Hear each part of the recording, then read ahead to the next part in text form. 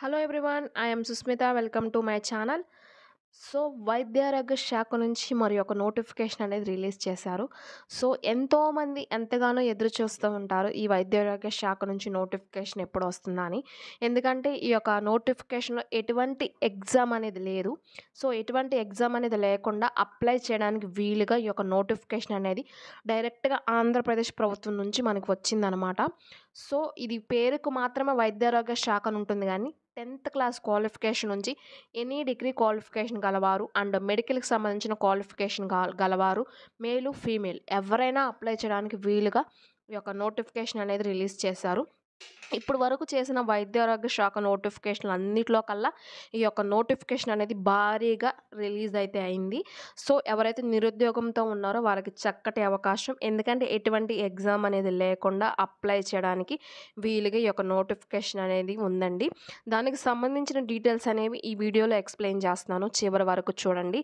First time గనక channel చూస్తుంటే please subscribe to channel and WhatsApp, Telegram, Instagram సంబంధించిన link డిస్క్రిప్షన్‌లో ఉంది. సో, క్లిక్ చేసి ఫాలో అవ్వండి. అండ్ డీటెయిల్స్‌లోకి వెళ్ళే ముందు ఏపీ జిల్లా కోర్టు కోసం ప్రిపేర్ అయ్యే వారి కోసం మన దగ్గర అయితే మెటీరియల్ అయితే ఉందండి. ఇది కేవలం ₹149కి మాత్రమే అందిస్తున్నాం. ఇంగ్లీష్ మీడియం, తెలుగు మీడియంలో అందుబాటులో అయితే ఉంది. And previous question papers 25 question papers అందిస్తున్నాం. అండ్ కరెంట్ అఫైర్స్‌కి సంబంధించి 2025 వరకు ఉన్న current affairs and English subject and general స్టడీకి సంబంధించిన సబ్జెక్ట్ అయితే ఉంది. సో, ఇది మీ ప్రిపరేషన్‌కి చాలా అంటే చాలా యూజ్‌ఫుల్‌గా ఉంటుంది. మీరు ఎగ్జామ్‌లో ఈజీగా మార్క్స్ గెయిన్ చేయడానికి చాలా అంటే చాలా యూజ్‌ఫుల్ మెటీరియల్. ఇది కేవలం ₹149 మాత్రమే. కావాల్సిన వారు వాట్సాప్ చేయండి. 8125642471. సో, ఈ నెంబర్‌కి కేవలం మెటీరియల్ గురించి మాత్రమే అండ్ మెటీరియల్‌కి సంబంధించిన ఏమైనా డౌట్స్ ఏమైనా ఉన్నా మీరు ఫోన్ చేయొచ్చు. మెటీరియల్‌కి సంబంధించిన డీటెయిల్స్ వరకే ఈ నెంబరు. మిగిలిన మీ వీడియోస్ గురించి కానీ ఏమైనా ఉంటే మీ కామెంట్స్‌లో చేయండి. Thank you so much. And డీటెయిల్స్‌లోకి వెళ్తే మనకి వైద్యారోగ్య శాఖ నుంచి ఈ యొక్క నోటిఫికేషన్ అనేది రిలీజ్ చేశారు. సో, ఈ అప్లికేషన్ స్టార్టింగ్ వచ్చేసరికి 2 జూన్ నుంచి 16th జూన్ వరకైతే ఉందండి. సో, మనం అప్లై చేయడానికి 2 జూన్ నుంచి 16th June and last date వరకు ఉండకుండా మీరు అప్లై చేసే వాళ్ళు ముందే అప్లై చేయండి. ఎందుకంటే ఎటువంటి ఎగ్జామ్ లేదు కదా! మనం అప్లికేషన్స్ అనేవి ముందుగా ఇస్తే ముందు ఇచ్చిన వాళ్ళకి ప్రిఫరెన్స్ అనేది మాక్సిమం ఇవ్వచ్చు. సో, 16th డేట్ వరకు ఉండకుండా మీకు వీలైతే త్వరగా ముందుగానే మీరు అప్లికేషన్స్ అనేవి పెట్టుకోండి. సో, ఇది ఆఫ్‌లైన్ విధానంలో అప్లై చేయాల్సి ఉంటుంది. సో, మనకి అప్లికేషన్స్ అనేవి ఆఫ్‌లైన్ విధానంలో మీరు అప్లై చేయాల్సి ఉంటుందనమాట. సో, మనకి ఇక్కడ వేకెన్సీస్ చూసుకున్నట్లయితే మనకి టోటల్ 122 వేకెన్సీస్ అయితే ఇక్కడ మనకి ఇచ్చారు. సో, టోటల్ 122 వేకెన్సీస్ అనమాట. సో, మనకి 122 వేకెన్సీస్ అయితే ఉన్నాయి. సో, 122 పోస్టులకు గాను మనకి 19 టైప్స్ ఆఫ్ పోస్టుల మీద 122 వేకెన్సీస్ అనేవి రిలీజ్ చేశారు. సో, మనకి పోస్టులు చూసుకున్నట్లయితే స్టోర్ కీపర్‌కొచ్చేసరికి డిగ్రీ అనేది పాస్ అయి ఉండాలి. ఎనీ డిగ్రీ అనమాట. అండ్ దాంతో పాటు స్టోర్ క్లర్క్ ఎనీ గవర్నమెంట్ డిపార్ట్మెంట్‌లో చేసి ఉండాలన్నమాట 2 ఇయర్స్. అండ్ కంప్యూటర్ ప్రోగ్రామర్ దీనికొచ్చేసరికి బీఈ, బీటెక్ ఇన్ ఐటీ గానీ, కంప్యూటర్ సైన్స్ గానీ, ఎంసీఏ కానీ and post graduate in computer science గానీ, ఐటీ ఇది చేసుండాలి. అండ్ 3 ఇయర్స్ ఎక్స్‌పీరియన్స్ అనేది computer program in government or private సెక్టార్‌లో ఉండాలనమాట. అండ్ ఎలక్ట్రికల్ హెల్పర్‌కొచ్చేసరికి 10th క్లాస్ పాస్ అయ్యి ఉండాలి. అండ్ 1 ఇయర్ ఎక్స్‌పీరియన్స్ అనేది ఎలక్ట్రికల్ వర్క్ మీద ఉండాలి. అండ్ ఐటీఐ సర్టిఫికేట్ కలిగి ఉండాలనమాట. ఆఫీస్ సబార్డినేట్‌కొచ్చేసరికి 10th క్లాస్ పాస్ అయ్యి ఉంటే సరిపోతుంది. దీనికి ఎటువంటి ఎక్స్‌పీరియన్స్ అనేది లేదు. అండ్ మార్చరీ అటెండెంట్‌కి వచ్చేసరికి దీనికి కూడా 10th క్లాస్ పాస్ అయ్యి ఉంటే సరిపోతుంది. ఎటువంటి ఎక్స్‌పీరియన్స్ అనేది అవసరం లేదు. అండ్ రేడియోగ్రాఫిక్ టెక్నీషియన్‌కి వచ్చేసరికి దీనికొచ్చేసరికి ఇంటర్మీడియేట్ అనేది పాస్ అయ్యి ఉండాలి. అండ్ దీంతో పాటు డిప్లొమా ఇన్ రేడియోగ్రాఫర్ లేదంటే ఎక్స్‌రే టెక్నీషియన్ గానీ, బీఎస్సీ రేడియోగ్రాఫర్ లేదంటే ఎక్స్‌రే టెక్నీషియన్ గానీ అండ్ సీఆర్ఏ సర్టిఫికేట్ గలవాళ్ళు లేదంటే డీఆర్జీఏ డిప్లొమా ఇన్ రేడియోగ్రాఫిక్ అసిస్టెంట్ ఇవి చేసిన వాళ్ళు అర్హులనమాట. దీంతో పాటు ఏపీబీఎంబీతో రిజిస్టర్ అయి ఉండాలి. దీనికి కూడా ఎక్స్‌పీరియన్స్ అనేది అడగలేదండి. కార్డియాలజీ టెక్ వచ్చేసరికి బీఎస్సీ డిగ్రీ అనేది చేసి ఉండాలి. 2 years diploma in cardiology technician with 2 years diploma in electrodiography and చేసిన వాళ్ళు అర్హులు. And BSc in cardiovascular technology చేసి ఉండాలనమాట. దీనికి కూడా ఏపీబీఎంఈతో రిజిస్టర్ అయి ఉండాలి. అండ్ చిల్డ్రన్ సైకాలజిస్ట్‌కి వచ్చేసరికి దీనికి కూడా డిగ్రీ అనేది ఎంఫిల్ మీద సైకాలజీ చేసుండాలి. అండ్ అడిషన్‌గా ఎంఏ సైకాలజీ గాని, PG diploma in child psychology and చేసిన వాళ్ళు అండ్ దాంతో పాటు family relation from recognised university నుంచి చేసుండాలని చెప్పేసి ఇక్కడ పర్టిక్యులర్‌గా నంబర్స్‌తో సహా రాశారు. సో, ఎవరైతే ఉన్నారో వాళ్ళు అప్లై చేసుకోవచ్చు. అండ్ నెక్స్ట్ వచ్చేసరికి ఎమర్జెన్సీ మెడికల్ టెక్నీషియన్‌కొచ్చేసరికి ఇంటర్మీడియేట్ పాస్ అయ్యి ఉండాలి. And BSc emergency medical technology గానీ, బీఎస్సీ ఎమర్జీ మెడికల్ సర్వీస్‌కి సంబంధించిన వాళ్ళు గానీ, అంటే ఈఎంఎస్టీ చేసిన వాళ్ళు అర్హులు. ఇది కూడా ఏపీబీఎంబీతో రిజిస్టర్ అయ్యి ఉండాలనమాట. జనరల్ డ్యూటీ అటెండెంట్ దీనికొచ్చేసరికి 10th క్లాస్ పాస్ అయ్యి ఉంటే సరిపోతుంది. ఎక్స్‌పీరియన్స్ అనేది లేదు. ఆ ల్యాబ్ అటెండెంట్‌కొచ్చేసరికి 10th క్లాస్ పాస్ అయ్యి ఉండాలి. దాంతో పాటు ల్యాబ్ అటెండెంట్ కోర్స్ గానీ, ఇంటర్మీడియేట్‌లో ల్యాబ్ అటెండెంట్ వొకేషనల్ కోర్స్ గానీ చేసిన వాళ్ళు అర్హులు. అండ్ దాంతో పాటు గవర్నమెంట్ రికగ్నైజ్డ్ దాంట్లోనే చేసుండాలి. నెక్స్ట్ వచ్చేసరికి ల్యాబ్ టెక్ గ్రేడ్ 2కొచ్చేసరికి డీఎంఎల్టీ గానీ, బీఎస్సీ ఎంఎల్టీ గానీ చేసిన వాళ్ళు గానీ, లేకుంటే మీరు ఇంటర్మీడియేట్ మీద ఎళ్తే వొకేషనల్ కోర్స్ చేసుండాలి. 1 ఇయర్ అప్రెంటిస్‌షిప్ అనేది గవర్నమెంట్ హాస్పిటల్‌లో చేసుండాలి. అది కూడా ఏపీబీఎంబీతో రిజిస్టర్ అయ్యి ఉండాలి. మీరు ఒకవేళ బోత్ డీఎంఎల్టీ అండ్ బీఎస్సీ ఎంఎల్టీ చేసుంటే మ్యాక్సిమం పర్సెంటేజ్ అనేది మంచిగా వచ్చిన వాళ్ళు కన్సిడర్ చేస్తామని చెప్పేసి ఇక్కడ మెన్షన్ చేశారు.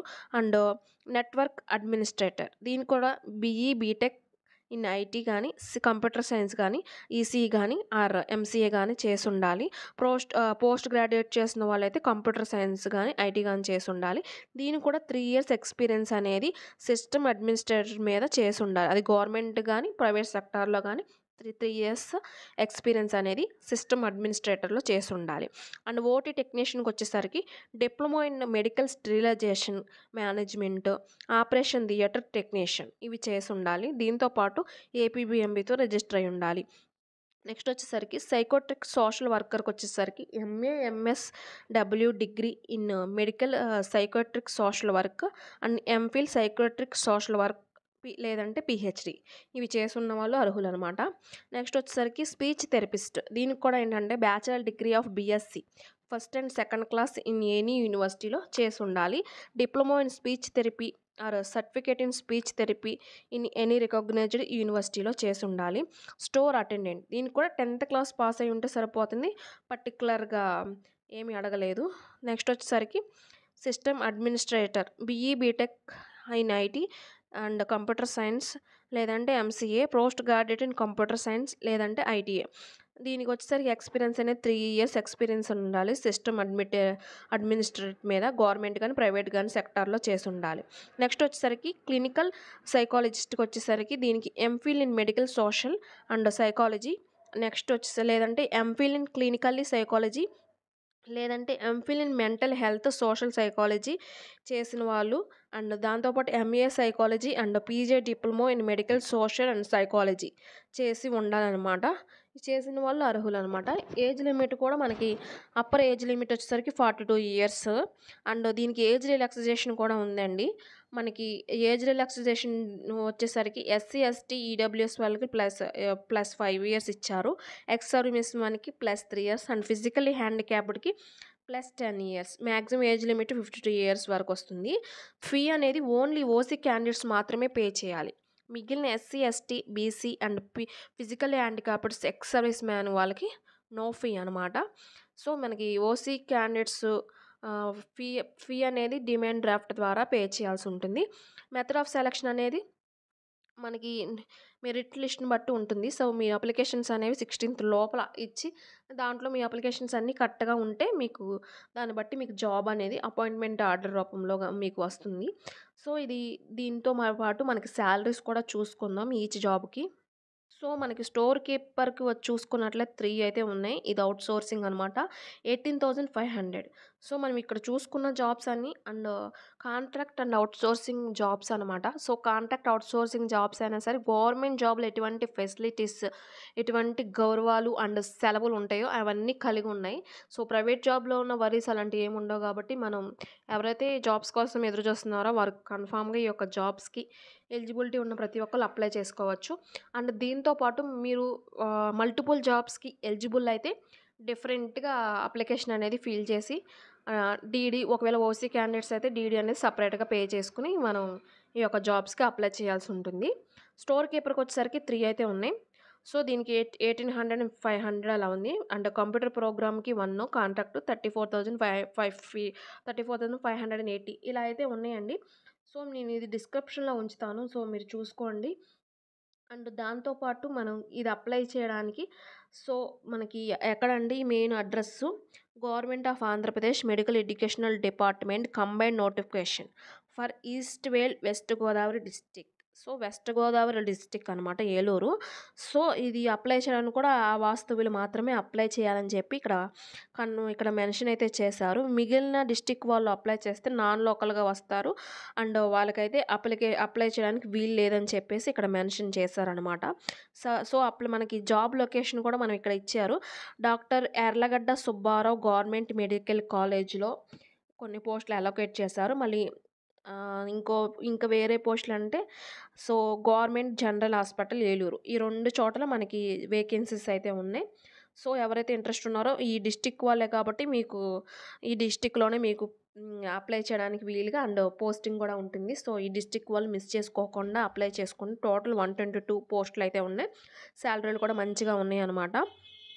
సో, మనకి డీడీ రూపంలో కూడా సో, ఆ పర్టిక్యులర్‌గా సుబ్బారావు హాస్పిటల్ అని ఉంది కదా! ఆ హాస్పిటల్ పేరు మీద మీ డీడీ అనేది తీసి ఓసీ క్యాండిడేట్స్ అప్లై చేసుకోవచ్చు. అండ్ ఈ యొక్క అప్లికేషన్ ఫామ్ అనేది ఇక్కడ చూపిస్తున్నారు. Http Eluru AP government in లేదంటే http west Godavari AP government in దీంట్లో అప్లికేషన్ ఫామ్ అనేది డౌన్‌లోడ్ చేసుకొని దానికి సంబంధించిన ఆధార్ కార్డు, 10థ్ క్లాసు అండ్ మీ ఎడ్యుకేషనల్ క్వాలిఫికేషన్ సంబంధించినవి.